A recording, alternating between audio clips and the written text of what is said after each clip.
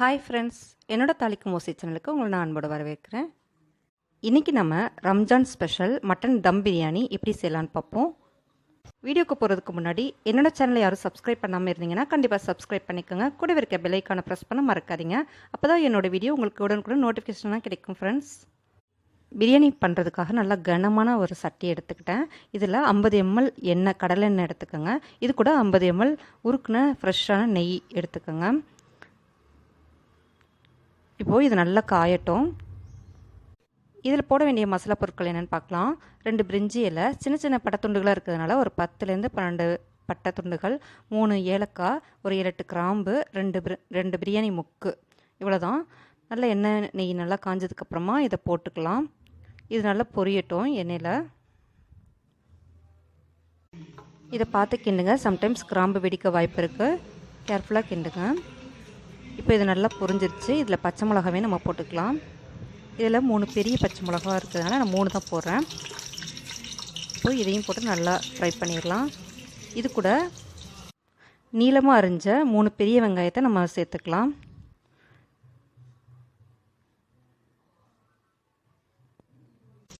பிரியாணி செய்கிறதுல இந்த வெங்காயம் வதங்குறது ரொம்ப முக்கியம். இது நல்லா வதங்கணும். இந்த வெங்காயம்லாம் நல்லா வதங்கி அதோட நிறம் கொஞ்சம் கொஞ்சமாக மாற ஆரம்பிக்கும். அந்த ஸ்டேஜ் வர வரைக்கும் நம்ம நல்லா வதக்கிடலாம். பாருங்கள், இப்போ ஓரளவுக்கு நல்லா வெங்காயம்லாம் வதங்கிருச்சு. அடுத்து இதில் நம்ம இஞ்சி பூண்டு பேஸ்ட்டு சேர்த்துக்கலாம்.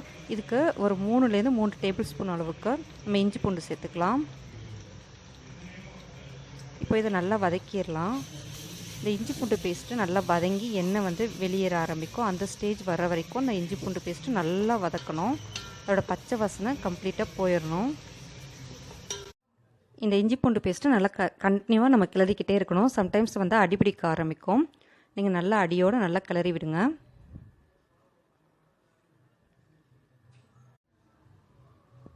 இப்போ நல்லா இஞ்சி பூண்டு பேஸ்ட்டு வதங்கிருச்சு. இப்போ இதில் பொடியாக நறுக்குனா தக்காளியும் நம்ம சேர்த்துக்கலாம். இதில் நான் 3 பெரிய தக்காளியாக நான் இதில் சேர்த்துக்கிறேன். இதையும் சேர்த்துட்டு நல்லா இதை வதக்கிடுவோம். இப்போ இந்த தக்காளி நல்லா வதங்கிட்டுருக்கு. தக்காளி நல்லா வதங்கினதுக்கப்புறமா நம்ம திரும்பி எண்ணெய் வெளியேற ஆரம்பிக்குது பாருங்கள். இந்த ஸ்டேஜ் வரைக்கும் நம்ம நல்லா தக்காளி வதக்கிடணும். இப்போது இதில் ஒரு கைப்பிடி அளவுக்கு கொத்தமல்லியும் புதினாவும் நம்ம இதில் சேர்த்துக்கலாம். கொத்தமல்லி புதினாவும் நல்லா வதங்குற வரைக்கும் நம்ம திரும்பி வதக்கிக்கலாம்.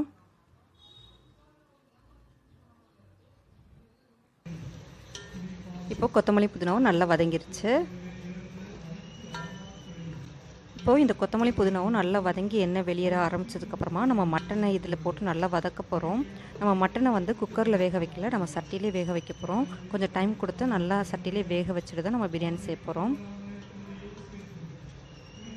கொஞ்சம் டைம் எடுக்கும் தான். நம்ம குக்கர்னால் டக்குன்னு விசில் வச்சு எடுத்துடலாம். ஆனால் சட்டியில் செய்யும்போது கொஞ்சம் எக்ஸ்ட்ரா டைம் ஆகும்.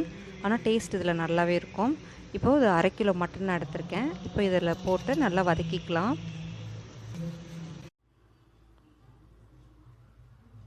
இப்போ மட்டனை நல்லா கிளறி விடுங்க.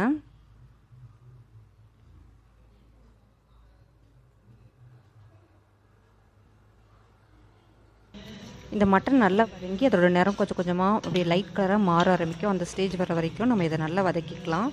நல்லா அடுப்பை ஹை ஃப்ளேமில் வச்சுட்டு நல்லா மட்டனை வதக்கிக்கோங்க.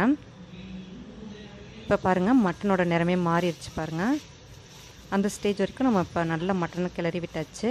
அடுத்து இதில் போட வேண்டிய மசாலாலாம் நம்ம சேர்த்துடலாம். பிரியாணிக்கு மட்டன் வேக விடும்போது தேங்காய் ஓடோட ஒரு சின்ன துண்டை இந்த மாதிரி மட்டன் வேகும்போது நம்ம சேர்த்துக்கணுமா. அந்த மாதிரி நம்ம மட்டனில் போட்டு சேர்க்கும்போது மட்டன் பஞ்சாக சூப்பராக வெந்துடும். அதே சமயத்தில் சீக்கிரமாகவும் வெந்துடும். இது பிரியாணி மாஸ்டர் எனக்கு சொன்ன ஒரு சின்ன டிப்ஸ் தான். இது நீங்களும் ட்ரை பண்ணி பாருங்கள். இப்போது இதில் 1/4 டீஸ்பூன் அளவுக்கு மஞ்சள் தூள் சேர்த்துக்கோங்க.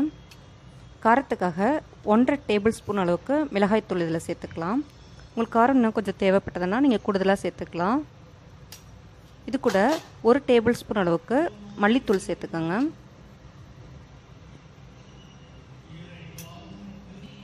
அடுத்து நம்ம சேர்க்க போகிறது வீட்டிலே அரைச்ச கரம் மசாலா பவுட்ரு தான். இந்த கரம் மசாலா பவுட்ரு ஒரு 1/2 டீஸ்பூன் அளவுக்கு நம்ம சேர்த்துக்கலாம். இந்த கரம் மசாலா பிரியாணிக்கு நல்ல வாசனையை கொடுக்கும்.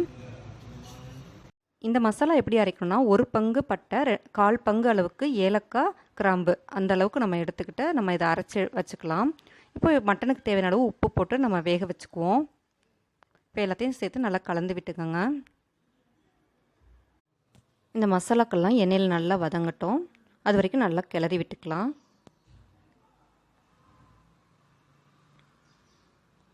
இப்போது இந்த மட்டன் எல்லாம் நல்லா வதங்கிருச்சு, மசாலா கூட ஒன்றாயிருச்சு.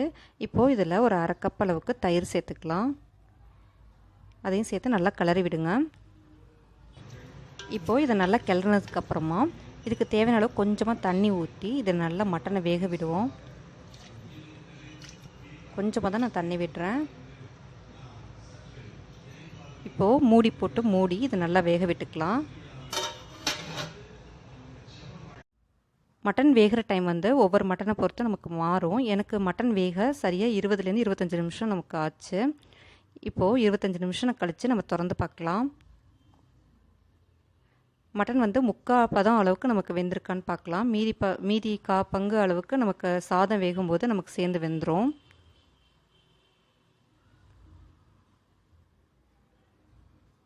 போதும், இந்த மாதிரி நீங்கள் கையாலே நசுக்கி பார்த்தீங்கன்னா தெரிஞ்சிடும். நமக்கு 3/4 பதம் அளவுக்கு வெந்திருக்கு மட்டன். இந்த பிரியாணி கிரேவியில் கொஞ்சம் கூட தண்ணியே இல்லை. நமக்கு இப்போ சரியான அளவுக்கு நம்ம பிரியாணி அரிசி வேக வைக்கிற அளவுக்கு மட்டும் தண்ணி ஊற்றினா கரெக்டாக இருக்கும். இப்போது எலுமிச்சம்பழம் ஜூஸ் நான் 2 டீஸ்பூன் அளவுக்கு விடுறேன். அடுத்து இதில் கொஞ்சமாக புதினா இலைகளையும் நான் தூவி விடுறேன்.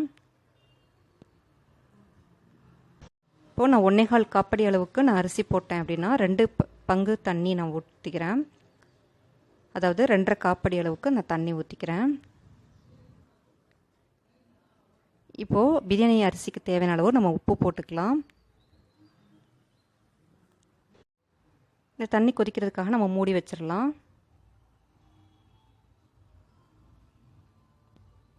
இப்போது தண்ணி நல்லா கொதிக்க ஆரம்பிச்சிருச்சு. இதில் நம்ம பிரியாணி அரிசி 1/2 மணி நேரம் ஊற வச்ச பிரியாணி அரிசியை இதில் சேர்த்துக்கலாம். இந்த பிரியாணி அரிசியை எப்போ ஊற போடணும்னா, நம்ம எப்போ பிரியாணி செய்ய ஆரம்பிக்கிறோமோ அந்த டைம் நம்ம ஊற போட்டாலே போதுமானதாக இருக்கும். நம்ம மட்டன் வேகிற டைமுக்கும் அரிசி ஊறுறதுக்கும் கரெக்டாக இருக்கும். இப்போ தண்ணி நல்லா வடிச்சிட்டு நம்ம பிரியாணி அரிசியை அதில் சேர்த்துக்கலாம்.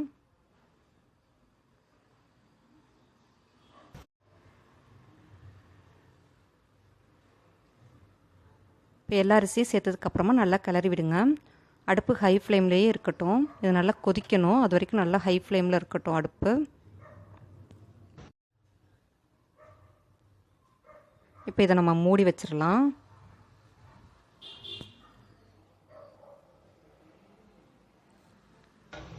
இப்போ நம்ம திறந்து பார்க்கலாம். இப்போ நல்லா கொதிக்க ஆரம்பிச்சிருச்சு. அடுப்பை இப்போ மீடியம் ஃப்ளேமில் வச்சுக்கோங்க.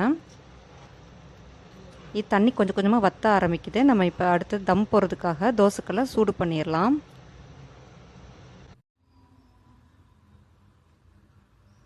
நான் இரும்பு தோசைக்கல்லை அடுப்பில் வச்சு நல்லா சூடு காமிக்கிறேன். இப்போது இது மேலே நம்ம பிரியாணி சட்டியை தூக்கி வச்சிடலாம். தோசைக்கல் நல்லா சூடானதுக்கப்புறமா நம்ம அடுப்பை சிம்மில் வச்சுக்கலாம். இப்போ இது மேலே வெயிட்டுக்காக நான் இடி உருளை மேலே வச்சுக்கிறேன். இப்போ இது ஒரு 10 நிமிஷம் தம்லேயே இருக்கட்டும். 10 நிமிஷம் கழித்து நம்ம திறந்து பார்க்கலாம்.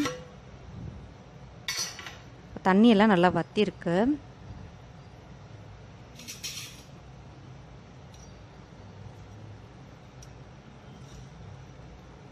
இருந்தாலும் கொஞ்சமாக அடியில் மட்டும் கொஞ்சம் தண்ணி இருக்கும் போல். இன்னும் வேணால் நம்ம ஒரு 5 நிமிஷம் தம்மில் வைக்கலாம். இப்போ ஒரு வாசனைக்காக ஒரு 2 டீஸ்பூன் அளவுக்கு நம்ம நெய் சேர்த்துக்குவோம்.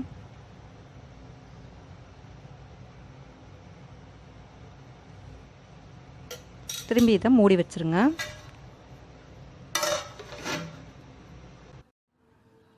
ஒரு 5 நிமிஷம் தம்மில் இருக்கட்டும்.